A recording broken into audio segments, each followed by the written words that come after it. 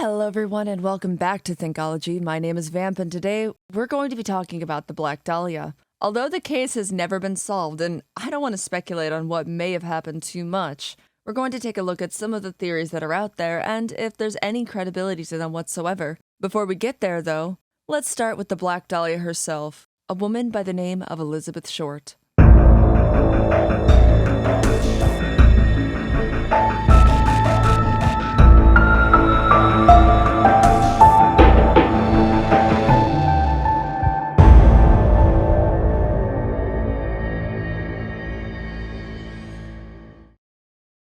As an aside, this episode is going to be incredibly graphic and make mentions of suicide, murder, as well as gore. If you can't take that, we understand. And I'll see you next time. For those of you still with me, let's get right into it.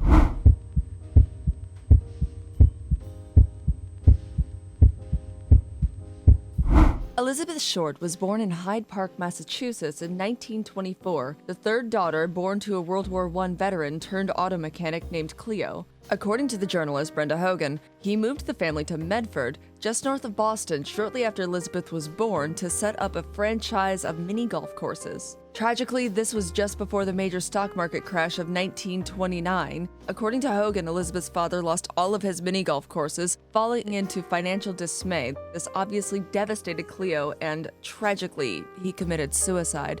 Sources claim that his car was found deserted on the Charleston Bridge, so naturally the family assumed he jumped into the river. Elizabeth's childhood didn't get any easier from there either. She had asthma growing up, and at just 15 years old, she needed lung surgery. The doctor advised her family that they should relocate to a warmer climate, so they moved to Florida, only to receive some surprising news in 1942. Her father was still alive. Cleo wrote his former family a letter explaining that he had fled to California during the stock market crash and had been living there ever since. You would imagine that any family would be shocked and angered by news like this, but conducting interviews for her book on the Black Dahlia, Hogan spoke to a former neighbor of Elizabeth's named Mary Hernan, who said that Elizabeth's reaction to the news was the complete opposite. Hernan said she asked Elizabeth at the time if she was going to move to California to become a movie star. Hernan described Elizabeth's response like this: "She laughed and told me that if you wanted to be a movie star, it wasn't going to happen in Medford. You had to go to Hollywood." Elizabeth saw her father's reappearance and the fact that he was living in California as an exciting opportunity to pursue her childhood dream. In his book, Severed, The True Story of the Black Dahlia, which is considered by many to be a classic in the true crime genre, the journalist John Gilmore describes the bumpy and probably somewhat disappointing next several years Short endured after first making the move to live with her father in California. Elizabeth struggled to find acting work despite persistent efforts, making phone calls and going to auditions. She reportedly had a drinking problem as well and was even arrested in 1943 on an underage drinking charge at 19 years old. That's why in some sources you might see Elizabeth's mugshot. Elizabeth's drinking, partying, and fondness for men doesn't mean that she deserved to be brutally murdered by any means. Let me make that clear. It's just important to understand that her lifestyle had, unfortunately, put her in some pretty dangerous and foreboding situations. Gilmore quotes one friend of hers named Sharon, who gave a description of Elizabeth's relationship with men that, looking back, has a remarkably ominous tone. "She was a natural vamp, one who brings out the wolf in all men, no exceptions. And she didn't even have to try." Gilmore also recounts the impression Short made on a modeling agent named Duffy Sawyer. Duffy felt that she was definitely pinup material. Several guys fell in love with Beth in Miami Beach before the season ended. The reason for this may have something to do with the culture of the time as it related to the First World War. Gilmore writes, "People made promises of love, a guy and a gal swearing devotion, and they'd only met that afternoon. He'd be up in one of those fly swatters the bombardier had talked about, or on the gun turret of a battleship, or flying over Tokyo or Europe or Iwo Jima, looking at dying day and night. How long did it take to fly like a bat out of hell from Florida to Guam? How long did it take to fall in love with a pretty girl in between flights? You're falling in love and not even knowing if you're coming back, or if you are coming back, whether you'll be in one piece or just part of the guy you used to be." One of these men was Major Matthew M. Gordon Jr. Although not much is known about the relationship, there are photos of them together, with some sources even claiming they were engaged. Unfortunately, before they could be married, Elizabeth got news that Matthew passed away in action. She traveled around after this, and by February 1946, she was staying with her mother. My sources read, Beth worked in a theater and at several restaurants before scheduling her next trip west. By June, she was on the move again. This time, she was headed west. The shipping records of her truck were dated June 1st, 1946, according to the district attorney memorandums. She purchased a bus ticket to Indianapolis, and then it was on to Chicago, where she stayed at the Park Row Hotel from June 24th until July 12th. She also stayed at the Blackstone Hotel in Chicago with Jack Cherneau. Eventually, she arrived in LA. It's said that she lived with multiple other young women before, in early January, she was asked to leave the home of Dorothy French, a woman who had felt sorry for her and offered her a place to stay. Elizabeth got a ride with her friend, Robert Manley, to the Biltmore Hotel, where he claimed she was only staying until she could move in with her sister, Berkeley. There isn't very much known about Elizabeth's early life, and since she died so tragically young, even if we did know every detail, there wouldn't be much of a story to tell. Still, the rumors persist, such as some that say she earned the nickname Black Dahlia because she liked to wear dark clothes and dark lipsticks. Others say that the nickname was invented after her death. Because Elizabeth moved around so much, and not all my sources seem to tell the whole story, this only makes it a more difficult case to dissect. However, now that we've got some background on who Elizabeth was, let's take a look at what happened to her.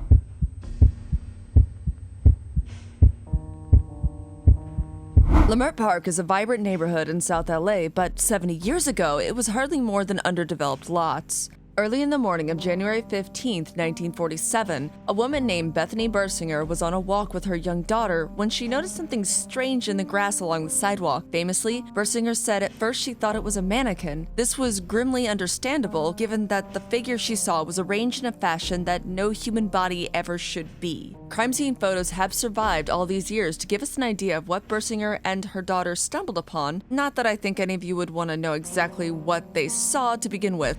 The mannequin turned out to be the dead, mutilated body of Elizabeth Short. She had been completely sawn in half. Her legs were spread and her upper body lay about a foot away from her torso, placed in a sickeningly unnatural angle. The two halves of Elizabeth created a horrifyingly surreal image. It's almost one body, but not quite. It could be argued that this one feature of the initial crime scene is what made the case garner so much attention. But there were other mutilations as well. Both of her breasts had been severely cut up. Police also found rope marks on her wrists and ankles, and perhaps worst of all, the killer had sliced both her cheeks all the way to the back of her ears. Elizabeth had slashes and gouges all over, as well as serious bruises. Other peculiar discoveries at the crime scene included the fact that her intestines had been completely removed and neatly stored beneath her body, and that the body itself was completely clean and drained of blood. Police also later discovered that a chunk of Elizabeth's flesh had been cut off and shoved into her rectum. Word travels fast, and reporters descended upon the scene within minutes, along with a large crowd of onlookers. In Ginny Graham Scott's book, American Murder, she describes how the immediate media frenzy compromised the investigation from the very beginning. The detectives first on the scene had noticed some spots of watery blood on a cement sack and a heel print on the sidewalk, but within a half hour, reporters from newspapers were already there, trampling the print, as well as leaving their own imprints on the scene in the form of cigarette butts and used flashlight bulbs. Scott wrote on the surmise that it was as if the pursuit of the public rights to know actually made it more difficult to know the truth and solve the crime. Shoe prints are obviously a crucial piece of information to any murder case. The Night Stalker case was largely solved because of it, and a preserved crime scene can establish both prosecution as well as defense arguments in any case. This is rule number 1 in terms of how to treat a newly discovered murder or crime scene. Yet the reporters may have destroyed crucial evidence before it could have even been discovered. Worse still is that reporters from Los Angeles Examiner, once Elizabeth had been identified, supposedly called Elizabeth Short's mother and lied to her, saying that her daughter had won a beauty contest to try and get information about her life, rather than tell her that her daughter had been killed. Once they did scrounge up all they could find, some of what they wrote was, well, disgusting, to say the least. Skimming through FBI records, I found numerous newspaper articles from that time. One headline describes Short as a sex fiend. Others blatantly disclosed the names of suspects the police were investigating. It's clear that reporters leapt like sharks towards any possible break in the case, publishing the information whether it was confirmed or not. There's nothing inherently wrong with some speculation, but it does seem irresponsible considering the fact that we know people tend to not retain the same uncertainty. Journalistic speculations, especially when repeated over and over, can lead the public to remember it as being not mere speculation but decisive fact because of things like availability bias. Elizabeth's murder, as grisly and brutal as it was, shocked those in the community, yet to hear about reporters lying to her mother and making a spectacle of her death, well, it doesn't really shock me, but it also didn't bode well for the case.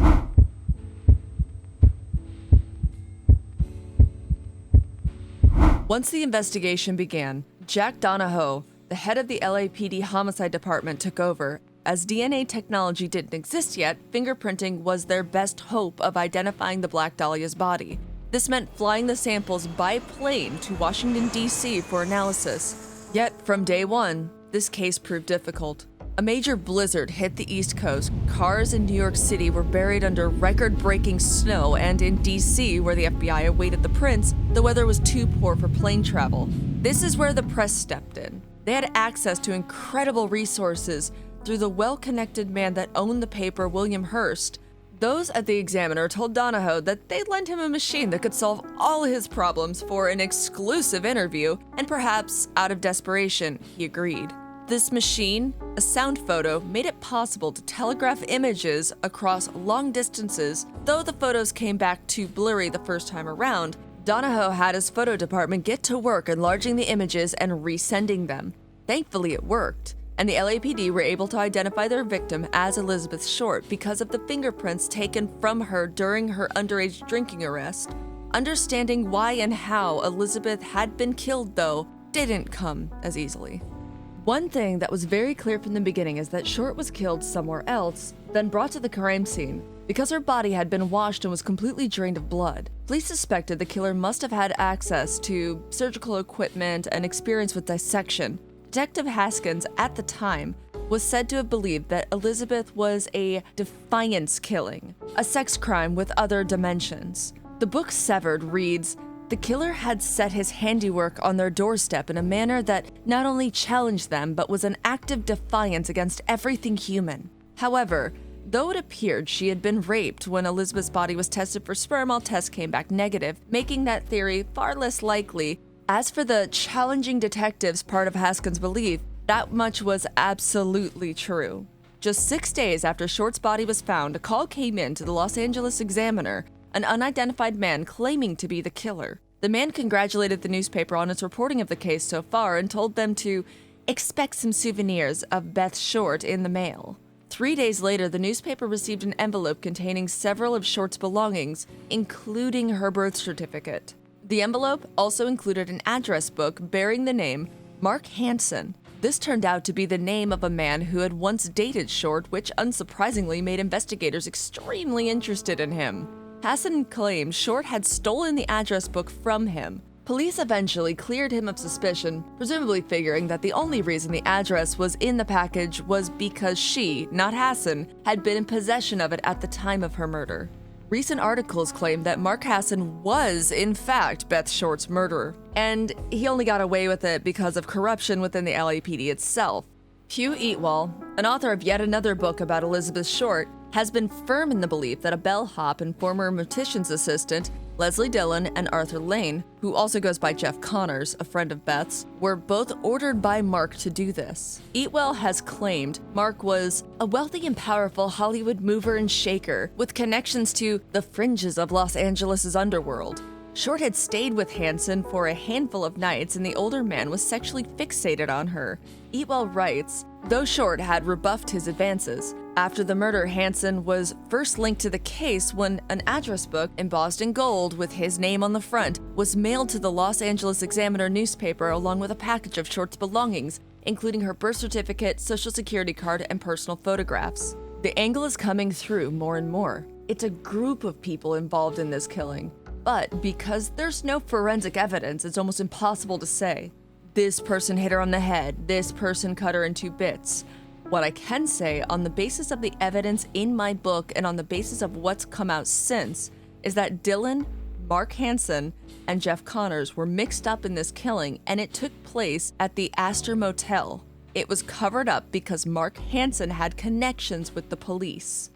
Dylan, Connors, and Hansen being involved seems to be one of the most credible scenarios, simply for the fact that there is evidence the police were, at the very least, taking a look at them.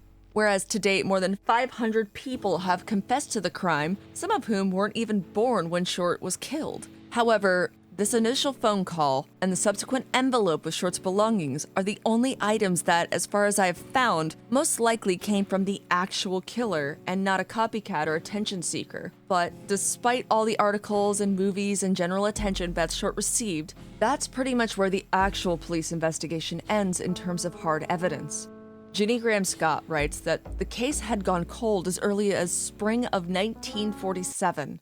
I could imagine part of the problem was that police really had no idea who they were looking for. Still, people have plenty of theories.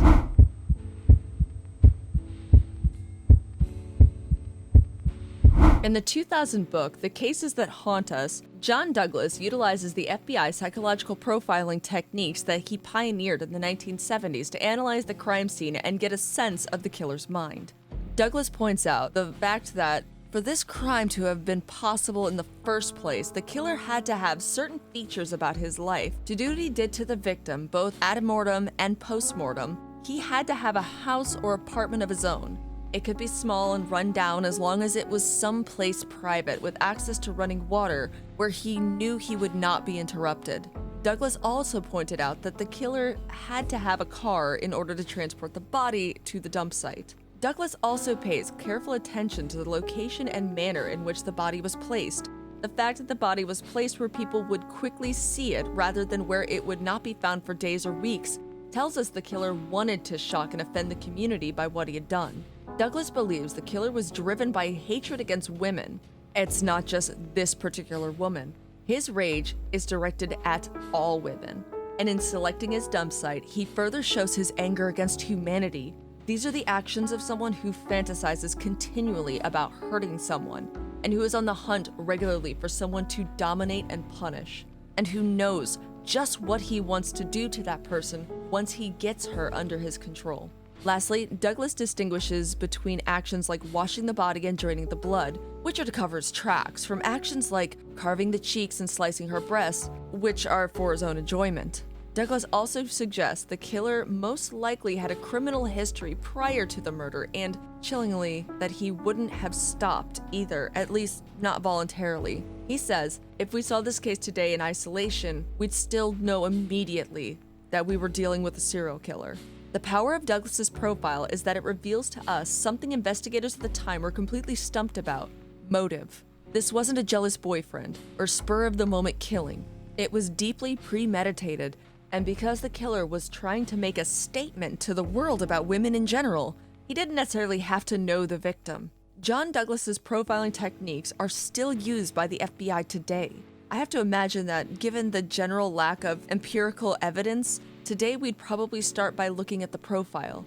Though the Hansen, Connor, and Dylan theory does seem like a possibility. Other suspects that continually cropped up through my research was George Hodel. George Hodel's son, Steve, is largely behind this theory. I find that inherently suspicious. It certainly isn't a strong recipe for objectivity. Steve has damaged his credibility in my view by also trying to claim his father was the Chicago lipstick killer and the Zodiac killer too. However, Steve has uncovered some compelling evidence for the Black Dahlia case. For instance, he found out that his father had actually been the prime suspect for a time, and that police had gone as far as to bug his house in 1950. In one of these secret recordings, Hodel is even heard saying, "Suppose I did kill the Black Dahlia. They can't prove it now because my secretary is dead." While that isn't a confession, it doesn't exactly sound great either. Hodel had also been suspected, though never convicted, of other violent crimes including murder and sexual abuse of his own daughter. And perhaps most intriguingly, he made very good money as a physician and had a large house in Los Angeles. If it's true that Hodel was a violent sexual abuser, in addition to being a man of means with medical knowledge and a private residence, then to that extent, he fits the profile. His son Steve also put forward other evidence too. For example, Steve is absolutely convinced that photographs he found in his father's collection are of Elizabeth Short, but many people, including Short's own family members, say it's not her. Then again, since Steve himself is a retired LAPD detective, maybe he's so desperate for an answer that he's honed in on his father as a suspect without considering other possibilities.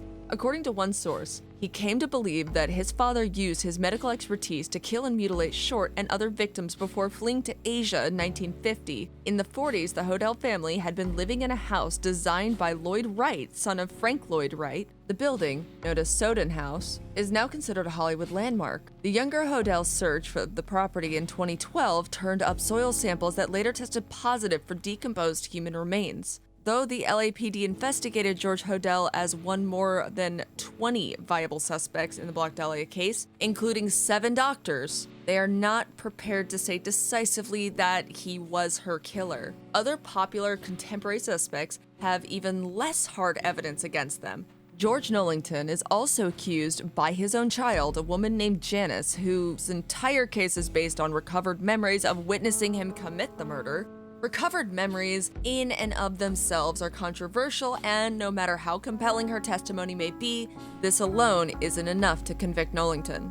Yet another strong suspect is the only one that is mentioned by both John Douglas, the FBI profiler, and John Gilmore, the author of the defining book on the case. Both men pointed to a man who went by the name Arnold Smith. In researching for his own book, Douglas not only read John Gilmore's book, but was given access to a classified tape recording of an interview between Gilmore and Arnold Smith. In the recording, Smith describes how a friend of his named Al Morrison had confessed that he was responsible for the crime. I wish that I could include the tapes themselves, but perhaps unsurprisingly, they haven't been made public as far as I could find. Douglas describes the tapes in his books as follows. Smith provided a full description of how the killer had tied her and stuffed her panties into her mouth before cutting, draining, and washing her body, including fairly convincing details such as how he laid boards across the bathtub to cut her in half and wrapped her in an oilskin tablecloth and shower curtain and carried her in the trunk of his car to the vacant lot where she was found. Further investigation by the LAPD homicide detective named John St. John uncovered that there was no Al Morrison. Arnold Smith also turned out to not be the man's real name. His real name was Jack Anderson Wilson. Wilson was an alcoholic with a long criminal history that included multiple sex offenses.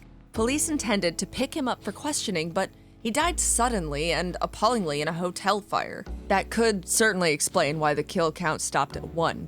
Wilson also generally matches Douglas's profile, and most importantly, he did something I know of no other suspect doing. He provided intimate details of the crime. Even somebody who was hell-bent on convincing police he was their man would be unable to do that. As far as I know, that makes Wilson unique on the suspect list.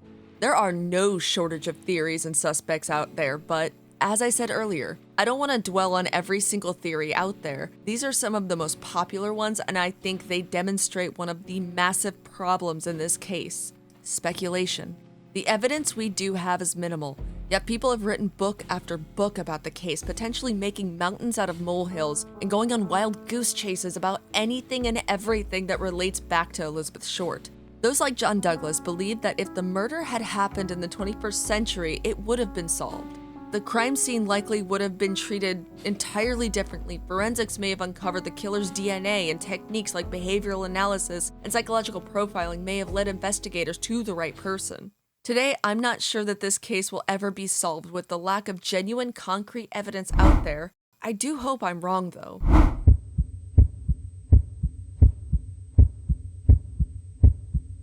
With all that said, that's where I'm going to end today's video. Thank you so much for watching. If you'd like to find more of me and my content, please check me out over on my Twitch channel. The link is in the description below. Also, be sure to like this video if you did, and subscribe for more deep dives like this. Stay hydrated, guys. I'll see you in the next one. Bye.